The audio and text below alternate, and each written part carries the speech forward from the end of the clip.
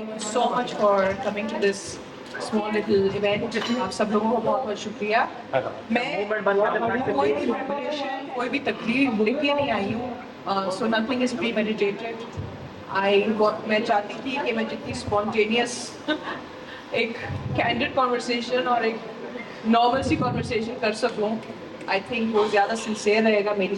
आप बताइए फिर हाजरा कि क्वेटा जैसी जगह पे आप पैदा हुई, आपके पेरेंट्स का आपने मेंशन किया, उसमें बताया कि किस तरह आपके फादर ने आपकी बर्थ को सेलिब्रेट किया। तो पाकिस्तान जैसी जगह पे जहाँ पे खवातीन को सप्रेस किया जाता है और बेशक हम जितना मर्जी आगे आ जाए उन्हें सेलिब्रेट नहीं किया जाता, जब आपके फादर ने ये स्टेप लिया और फिर आप उस सोसाइटी में बढ़ी, तो आपका कैसा एक्सपीरियंस था and why you wanted to bring this out to the world via your book? Actually, the book was मेरी एक catharsis है। जब आप लिखते हैं या सोचते हैं, आपको प्रिडिक्ट नहीं कर सकते ना कि ये छपेगी भी नहीं छपेगी, क्या ये आप तक पहुंच सकेगी या जो लोग जितने भी यहाँ बैठे हैं उन तक पहुंची। आज 9 साल बाद पहुंची है। 9 साल पहले मैंने लिखी थी, छोटी सी अटेम्प्ट की थी, लेकिन उस वक्त अनफॉर्चुनेटली वो पब्लिश नहीं हो पाई। और उसके बाद पाकिस्तान में जब वापस आना पड़ा तो जितने भी मेरे अकाउंट्स थे या अमेज़ॉन के साथ था, सब हैक किए गए। तो और आज से वो रिस्टोर नहीं हुए हैं। काफ़ी लोग जो कह रहे हैं ना कि पता नहीं कौन पब्लिश करा रहा है, अचानक से कहाँ गई है, ये मेरी अपनी जद्दोजहद है जो अभी तक जारी है। ये अभी तक कमर्शियल पब्लिशिंग तक नहीं पहुँची। और अभी भी काफ़ी नर्वसनेस, जब मैं लोगों से बात करती हूँ मुझे एक नर्वसनेस फील होती है, मुझे डर फील होता है कि व्हाई शुड। तो हाजरा आप ये बताइए कि ये बुक आपने कहा कि बहुत अरसे तक लोगों तक नहीं पहुंच पाई और आपने कहा कि लोगों ने आपके अकाउंट्स भी बंद कर दिए। जी। तो ये तो एक औरत की स्ट्रगल की कहानी थी, क्वेटा से निकली हुई एक खातून जिन्होंने एक एक्ट्रेस बनने का डिसीजन लिया। इटसेल्फ हमारे यहाँ एक्ट्रेस बोलते ही जो चीज़ एसोसिएट हो जाती है उसमें लोग बहुत जजमेंटल हो जाते हैं। तो क्या ये वो लोग थे या कौन से ऐसे रीजंस थे कि जिसकी वजह से ये नहीं आगे आ सकी पहले? नहीं, अभी भी जैसे ये बुक अभी निकली है, मैं देख रही हूँ जो तासुब मुझे मिल रहा है सोशल मीडिया से और लोगों से, वो बार बार मेरे प्रोफेशन को लेके मेरी बुक को अंडरमाइन करने की कोशिश करते हैं, मेरे लाइफस्टाइल को अंडरमाइन करने की कोशिश करते हैं। और मैं ज़रा एक दफ़ा फिर से आपको रिमाइंड करा दूं कि मुझे बहुत अच्छी तरह से पता है कि मैं कौन हूँ। मैं एक औरत हूँ, मैं एक एक्टर हूँ, मैं एक मॉडल रह चुकी हूँ, और as long as I am alive and as long as I can किसी और के अप्रूवल के नहीं बनती। और मैं तब तक लिखूंगी जो मुझे अच्छी लगे, जो कहानियाँ मुझे अच्छी लगे, जो फिल्में मैं बनाऊँ वो मैं अपने लिए बनाऊँ और उन लोगों के लिए बनाऊँ जिन्हें शायद मौका नहीं मिलता। हाजरा आप एक एक्ट्रेस नहीं बल्कि एक फिल्म मेकर भी है, एक डॉक्यूमेंट्री भी आप बना चुकी हैं और basically now you are an author.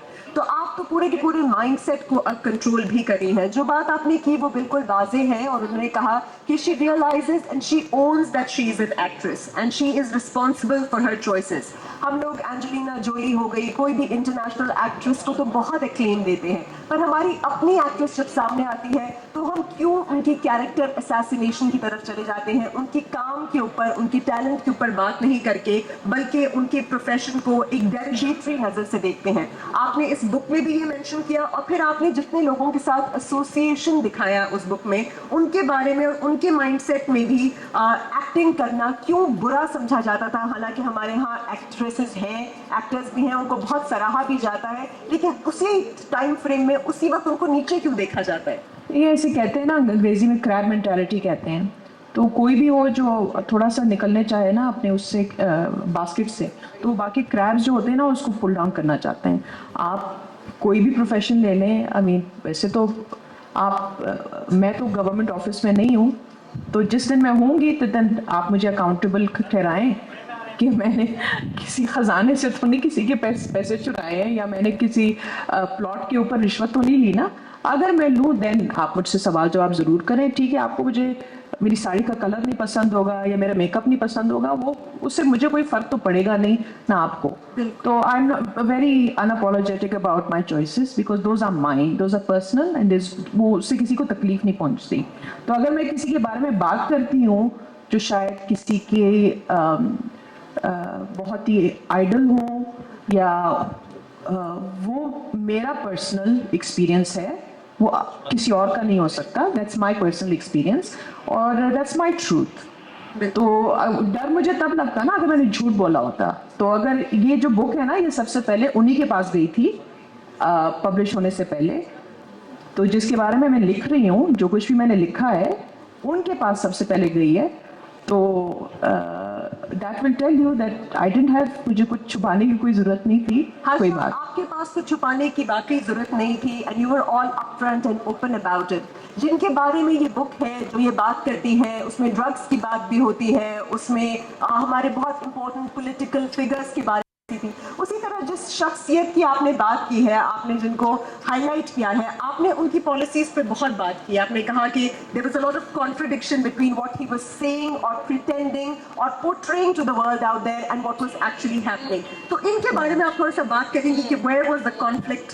नहीं, this is not a love story. मैं बार बार यही सुबह भी मैं एक इंटरव्यू पे कह रही हूँ, ये कोई लव स्टोरी नहीं है. ये एक आइडलाइजिंग, अप्रिसिएटिंग और एक पॉलिटिकल मूवमेंट का एक हिस्सा होना और ये समझना कि may be this is a great choice for us, for the country, और उसकी डिसइल्यूजनमेंट है. और वो जो मेरे अपने चॉइसेस हैं या मेरी कमज़ोरियाँ हैं या मेरी नाइविटी आप कहते हैं या बेवकूफ़ियाँ कहते हैं, मैंने सबसे पहले उसका एहतसाब किया है. मैंने अपने पेरेंट्स की बात भी मुझे कभी कभी याद आती है कि प्रोफेशन में नहीं जाओ. मैं कहती नहीं, क्यों नहीं जाएं, क्यों पढ़े लिखे लोगों ने नहीं आना. एक्टिंग तो बहुत अच्छी चीज़ है, writing is a wonderful art, being a performer is a wonderful thing. यही चीज़ें तो करनी है. मतलब डॉक्टर भी बन जाती, कुछ और भी बन जाती, बट मुझे ये करना है. फिर जब मैं इंडस्ट्री की वो जो डार्कनेस देखी ना, जो एग्जिस्ट करती है, मुझे उनकी बातें बड़े हॉन्ट करती थी कि वे आप कैसे डिफेंड कर सकते हैं. आर्ट बेहतरीन चीज़ है. To be an artist is a wonderful thing. Writer हो, परफॉर्मर हो, कोई भी हो. मसला is the business side of it. मसला जो है is the social side of it. और इससे अब आप आंख नहीं चुरा सकते कि ये जो रैकेट्स हैं ये किस तरह आपस में एलीट्स को सपोर्ट करती हैं और उनके लाइफस्टाइल को सपोर्ट करती हैं. बिल्कुल. तो आपने ये एक्चुअली स्टेप लिया और ये स्टेप थी एक ऐसी लड़की की, और ये कहानी लिखने का मकसद ये था कि जितनी भी और लड़कियां हैं जो एस्पायरिंग है वो इन रैकेट्स का हिस्सा मत बने. और मैं उन लोगों से आज माफिया मांगती हूँ. 10 साल पहले जो मेरे दोस्त थे जिनके साथ में झगड़ा करती थी कि नहीं ये होगा, बड़ा अच्छा होगा जी, बड़ी तब्दीली आएगी और बड़ा सब कुछ ठीक होगा, इंडस्ट्री में भी सब कुछ ठीक होगा and will be very protected और ये वो. तो अगर आप ये गलती से ये स्ट्रीम देख रहे हैं, मुझे माफ करते हैं फॉर दो स्टूपिड आर्ग्यूमेंट्स. आपने भी बताया कि आप भी उन सब लोगों की तरह थे जो सब के सब तंग थे. हमारा जो भी पॉलिटिशियन हो, जो भी लीडर हो, आज नहीं सॉरी, हम कल्ट नहीं थे, हम सिर्फ सपोर्टर थे. सपोर्टर जरूर थे और हम अभी भी जिस किसी के भी सपोर्टर तो इंसान हो सकता है, वर्शिपर नहीं हो सकता है. जो पॉलिसीज आपने बोली थी कि वो घर नहीं दे पाए और उन्होंने जो प्रॉमिस किए थे वो जॉब नहीं दे पाए और सिर्फ सोशल मीडिया के ऊपर एक, नहीं उन्होंने तो ऑफिस साइकिल पे भी जाना था ना. और वो साइकिल का है, वो साइकिल किसी ने देखी है? पता नहीं, हमने तो नहीं देखी. तो लेकिन ये सारे तो ये मेरी पर्सनल, उनकी से पर्सनली कोई ग्रीवियंस एज सच नहीं है जो एक लव स्टोरी की तरह कुछ लोग इंटरप्रेट कर रहे हैं. It's not that. It's was my friendship, my association with him and my regret. मैंने मेरे फादर का पीटीआई में आना, वो मेरे लिए बहुत ही एक रिग्रेटफुल,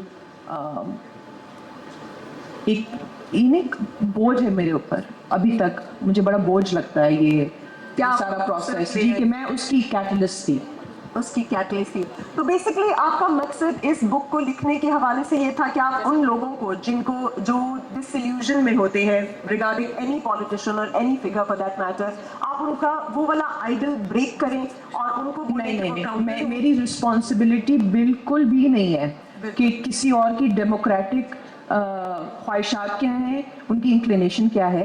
मैं किसी को चेंज करने नहीं आई. मैं सिर्फ अपने एक्सपीरियंसेस डॉक्यूमेंट करने, उनकी कैथारसिस करने. एज एन आर्टिस्ट मेरा आर्ट, मेरा लिखना, मेरी परफॉर्म करना या मेरी जो भी ख्यालात होती हैं, my art is my catharsis, my life. ये तो मेरी ऑब्वियसली ज़िंदगी की एक बड़ी चीज़ें हैं, टैबूज़ हैं, बड़ी चीज़ें मैंने ब्रेक की हैं जिसका शायद मेरी पूरी ज़िंदगी और पूरे रेप्यूट पे बड़ा नेगेटिव असर होगा.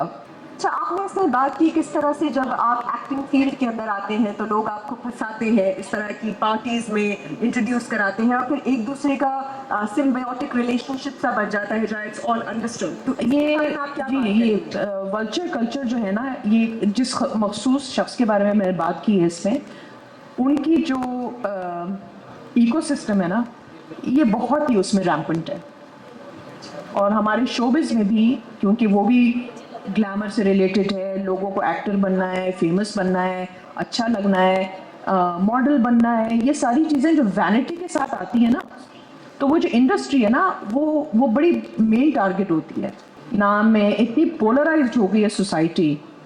कम से कम वो 9 साल पहले जब ये सब ड्रामा शुरू हुआ था, ये शार्लेटन ही कहेंगे आप ऐसे लोगों को, कम से कम इतनी पोलराइजेशन नहीं थी जो अभी इस वक्त है। तो बेसिकली इस बुक का मकसद यही है कि जो पोलराइजेशन है या इनटॉलरेंस है या ये वाली एक अप्रोच हो गई है, आपका जो नाम है where the opium grows, about addiction, specially about cocaine addiction, जिसमें आपने अपने भाई के बारे में भी जिक्र किया। You see, I can only say this as a family member. My brother has been an addict for a long time. और ये काफ़ी लोग जो फैमिलीज वगैरह हैं, मैं उनसे इतना सिंपथाइज़ करती हूँ कि जिसके घर में एक ड्रग एडिक्ट होता है ना, वो एक हेल की तरह होता है आपके लिए। अपने माँ बाप को मैंने जिस तकलीफ से देखा है ना गुजरते हुए, टू हैव एक ही इकलौता बेटा who is a meth addict, उसके साथ रहना, सोसाइटी में फेस सेविंग करना, अपनी फैमिली वगैरह को प्रोटेक्ट करना कितना मुश्किल रहा है उनके लिए। और जितनी भी फैमिलीज़ हैं ना, मैं वो ये कहूँगी कि इसको छुपाने से या brushing it under the rug, और ये जो हमारे यहाँ एक माइंड सेट है ना, शादी करा लो तो ठीक हो जाएगा। मैं हमेशा अपनी वालदा से कहती थी कि ऐसा कभी भी नहीं होगा, कभी भी खुदा के लिए किसी लड़की का घर बर्बाद मत करें। एग्जैक्टली।